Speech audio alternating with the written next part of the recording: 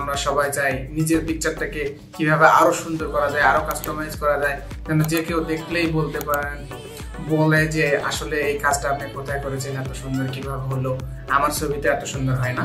তো সেক্ষেত্রে আমরা সেই ইমেজ রিটাচ নিয়ে কথা বলবো আজকে। ইমেজকে কিভাবে আরো সুন্দর এবং লুকরেসি আই ক্যাচি করা যায় এই বিষয়ে আমরা বিস্তারিত আলোচনা করার চেষ্টা করব।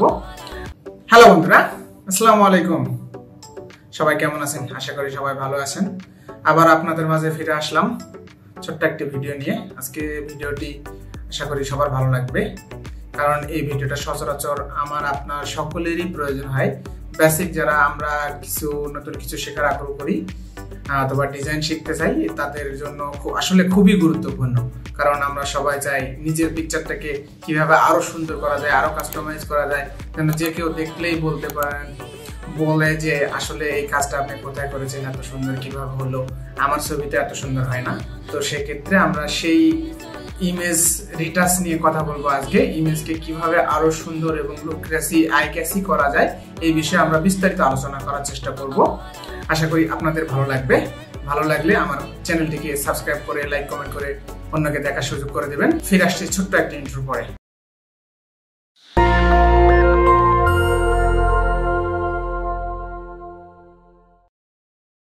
হ্যালো বন্ধুরা, আমরা আজকে মূলত এই পিকচারটিকে সিলেক্ট করছি। আমরা ইমেজ রিটাচ নিয়ে কথা বলবো এবং কিছু কাজ ইমপ্লিমেন্ট করার চেষ্টা করব।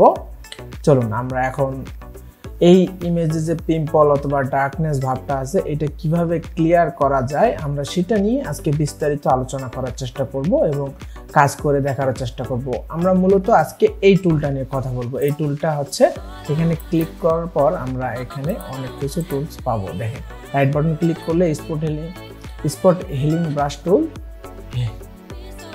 ব্রাশ টুল, প্যাচ টুল, কন্টেনার মুভ টুল এবং রেড আই টুল। এই টুলটা সম্পর্কে আমরা মূলত বিস্তারিত আলোচনা করব। আমরা প্রথমত স্পট হিলিং টুল নিয়ে কথা বলবো। স্পট হিলিং টুল নিয়ে আমরা মূলত ফরগ্রাউন্ডে আমাদের যে মডেলটার যে স্থানে কালারটা আমি মুখটায় ফেসটায় দিতে চাই, সেই কালারটাকে ফরগ্রাউন্ড কালার রাখবো। দেন আমরা মূলত স্পট হিলিং টুলসটি সিলেক্ট করব। দেন আমরা ক্লিক করব পিম্পলগুলোর উপর। দেখেন কতটা ক্লিয়ার হচ্ছে। এরপরও আমরা চাইলে এভাবে করতে অনেক সময় লাগতেছে, সেক্ষেত্রে আমরা একটু, তাই বলে আমরা বেশি বড় করে দেখার চেষ্টা করব না, এটা আসলে ভালো ফলাফল আসবে না। একবারে ক্লিক করলে দেখেন, আমি যদি একটা টান দিয়ে দেখি, দেখেন তা মনে হচ্ছে কেউ জোর করে উপর দিয়ে টান দিচ্ছে, এরকম লাগবে।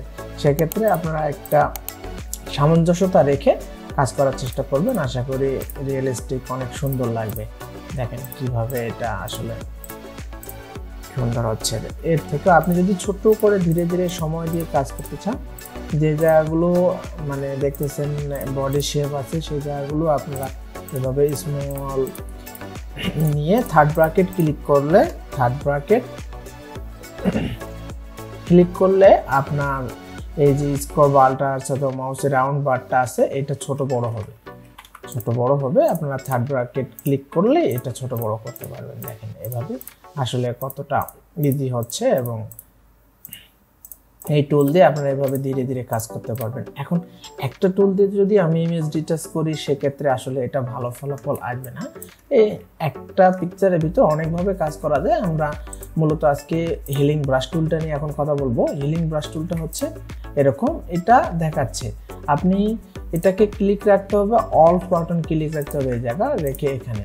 এটার অর্থ হচ্ছে আপনার এই যে ভালো জায়গাটা আছে, এই জায়গাটা অল্ট রেখে ক্লিক করলে এই জায়গাটা যে আপনার ফেসটা আছে, এই ফেসটা এখানে গিয়ে বসতেছে। দেখেন এরকম হচ্ছে, এজন্য এটা আসলে চেঞ্জ আসতেছে অনেকটা, আপনারা বুঝতেই পারতেছেন।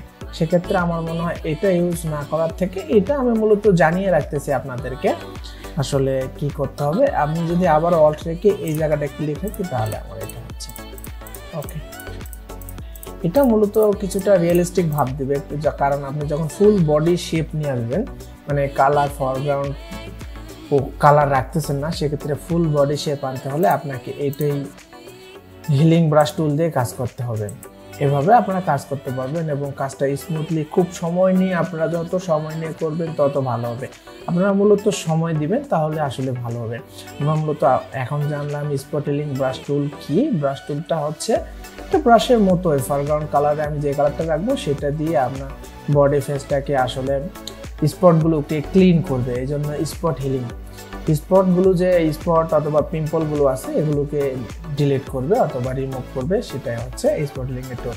আর হিলিং ব্রাশ হচ্ছে কি, মানে যে জায়গাটা আমার ক্লিন আছে অথবা যে জায়গার ফেসটা আমি এই কালারটা ফুল বডি শেপে করতে চাচ্ছি সেই কালারটা আমি যে পিম্পলগুলো আছে পিম্পলগুলোকে ক্লিয়ার করব, সেই জন্য আমি ইউজ করব এটা হচ্ছে হিলিং ব্রাশ টুল।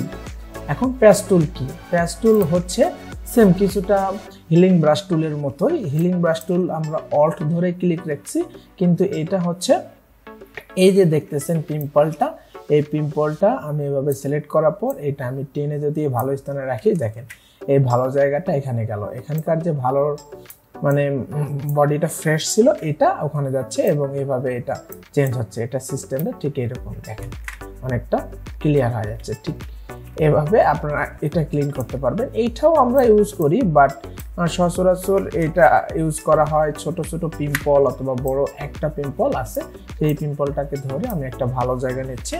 মানে এটা অনেকটা হচ্ছে কারো মুখে পিম্পল নাই, হাতে গোনা কয়েকটা পিম্পল আছে সেই পিম্পলটাকে অথবা ডার্ক স্পটটাকে ক্লিন করার জন্য। যেমন এই যে মুখের কাছে শুধু এই পিম্পলটা আছে, এই পিম্পলটা আমি এভাবে ক্লিক করে দেবো, হাওয়া হয়ে গেছে।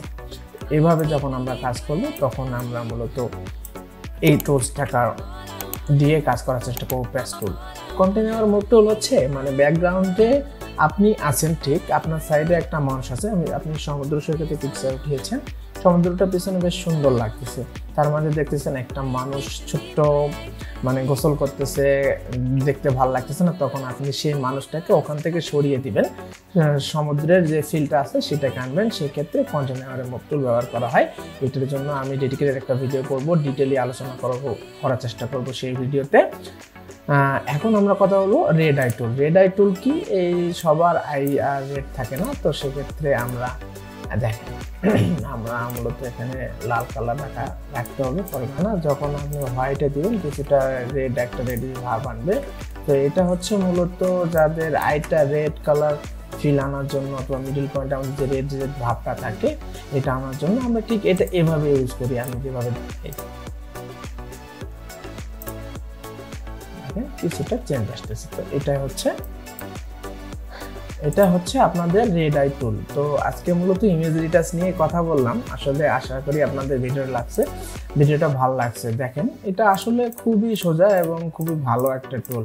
এটা মূলত সব কাজে আমরা হচ্ছে নিজের একটা পিকচারও যদি পাসপোর্ট সাইজ করতে চাই তো সেক্ষেত্রে আমরা আসলে পিকচারটাকে এডিট করব। আর আমরা যখন গ্রাফিক্স ডিজাইন শিখবো প্রথমত ইমেজ রিটাচটাই যদি আমরা ঠিকভাবে না শিখি তাহলে আমরা কি ডিজাইনার বা হলাম? নিজের পিকচারটাকে যদি ঠিকভাবে এডিট না করি, কেউ যদি দেখে নাই বলতে পারে যে আপনি একজন ডিজাইনার, কেউ যদি বলে আসলে আপনি একজন ডিজাইনার আপনার পিকচার কোয়ালিটি এরকম কেন, সেক্ষেত্রে আসলে আমরা নিজেদের পিকচারটাকে আসলে আগে ঠিক করার চেষ্টা করব। সেক্ষেত্রে এই ক্লাসটা আশা করি আপনাদের অনেক গুরুত্বপূর্ণ, আপনাদের অনেকটা কাজে আসবে। হ্যালো বন্ধুরা, ফিরে আসলাম আমাদের টিউটোরিয়ালটি দেখে। আশা করি আসলে আপনাদের আজকের বিষয়টি, আজকের টপিকটি অনেক ভালো লাগছে, কারণ এটা আসলে অনেক গুরুত্বপূর্ণ। আমি মনে করি এটা আপনার আমার সবার ক্ষেত্রে অনেকই গুরুত্বপূর্ণ। আশা করি আপনাদের ভালো লাগছে। ভালো লাগে ভিডিওটি শেষ করার আগে প্লিজ আমার চ্যানেলটিকে সাবস্ক্রাইব করে লাইক কমেন্ট করে দিবেন। চাইলে শেয়ার করতে পারেন আপনার অন্য বন্ধুদের দেখানোর জন্য। সবাই ভালো থাকবেন, সুস্থ থাকবেন। দেখা হচ্ছে পরবর্তী ভিডিওতে। আসসালামু আলাইকুম, আল্লাহ হাফেজ।